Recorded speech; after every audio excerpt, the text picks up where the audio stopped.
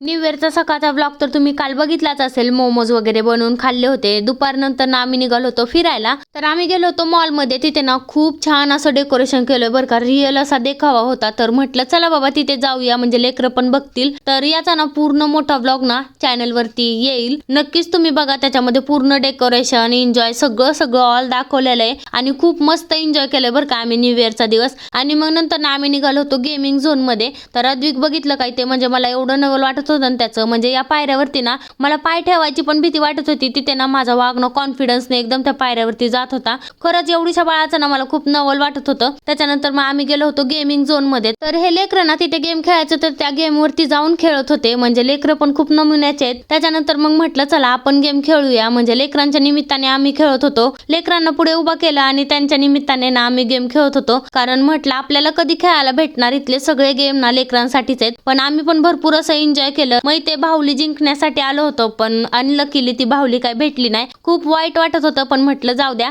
ही game आहे, game मध्ये काय नाराज व्हायचं आणि काय वाईट वाटून घ्यायचं. गेम ती गेम असती, हारलं काय आणि जिंकलं काय. त्याच्यानंतर आम्ही आलो होतो पिझ्झा खायला. इथे ना सगळ्या गोष्टी महाग आहेत या मॉल मध्ये, पण पिझ्झा एकमेव अशी गोष्ट आहे की तिथे ना सगळ्यात स्वस्त आहे. त्याच्यामुळे पिझ्झा खूप मला आवडतो आणि खूप छान पण लागतो. आणि अद्विकला इथे म्हटलं ना पप्पी दे, की लगेच मला पप्पी देत होता. आणि माझ्या बाळाचा ना तिथला एक वाईट किस्सा आहे. म्हणजे मला खूप वाईट वाटलं होतं बरं का अद्विकला बघितल्यानंतर. आता ते तुम्हाला मोठ्या ब्लॉग मध्ये समजेल. मस्त पिझ्झा वगैरे खाल्ला आणि मग घरी आलो. माझ्या चेहऱ्यावरून तुम्हाला समजतच असेल की मी किती दमले होते. तर असा होता माझा आजचा दिवस. चला बाय.